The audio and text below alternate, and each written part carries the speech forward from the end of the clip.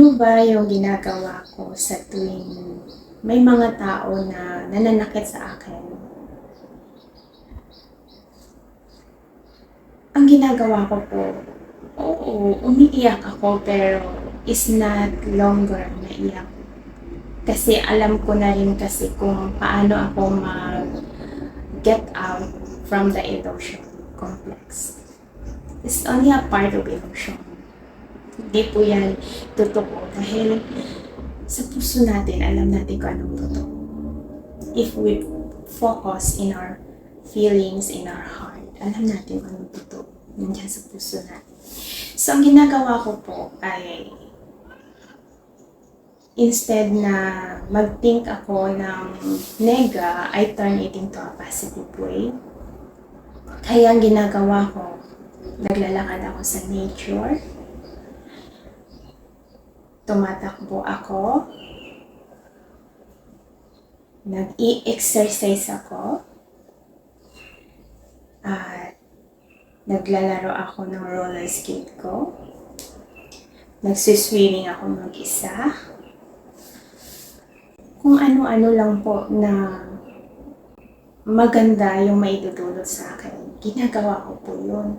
Kasi, in this human world, pag maintindihan mo individually, kung magkakaroon ka ng self-realization about positive and negative behavior of human, in the nature of human,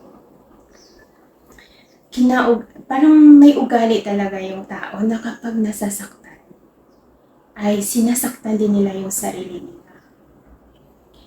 Kapag masama yung pakiramdam na masama ang loob, may mga tao na hindi kumakain, hindi natutulog ng maayos, pinaparusahan nila yung sarili nila.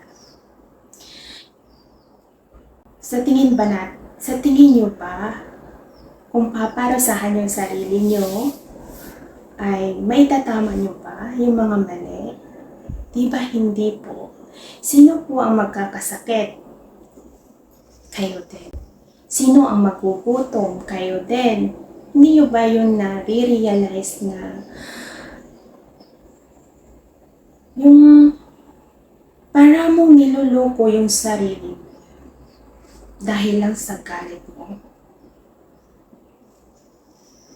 At kung yung mga iba na depressed at parang hindi na talaga nila alam kung anong gagawin nila. Yung mga tao na parang gusto na lang is easy na lang, yung mga tao na nagpakamatay dahil nga sa sama ng loob, dahil hindi nila makayanan. Bakit pag nagpakamatay ka, may tama mo ba yung mali? Hindi. Matatanggal mo ba yung sakit na dinaramdam mo? Hindi. Lalo mo lang pinapahirapan yung sarili mo dahil sa kabilang mundo, araw-araw, minuto, kung anong sakit ang nararamdaman mo bago ka namatay, yun ang mararamdaman mo sa kabilang mundo na walang pahinga. Kaya bago ka magpakamatay dahil sa sama ng loob, mag-isip-isip ka muna. Ano ba talaga ang gusto mo?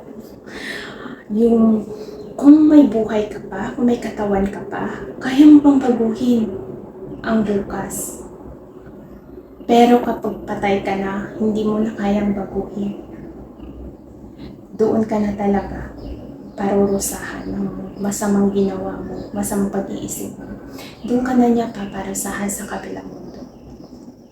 Kaya sa mga tao na may pinagdadaanan sa buhay, kung hindi nyo na talaga kaya, just sit down, rest yourself, do a meditation. Maraming benefits ang meditation.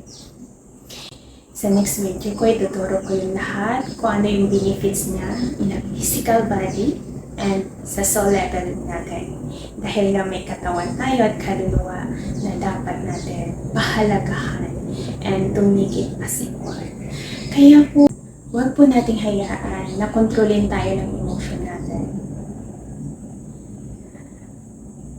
But kailangan natin ito labanan yung takot natin sa buhay. Kailangan natin matutunan ng magiging balance. Kasi kung hindi mo na talaga kaya na hirap ka na talaga sa nararamdaman mo.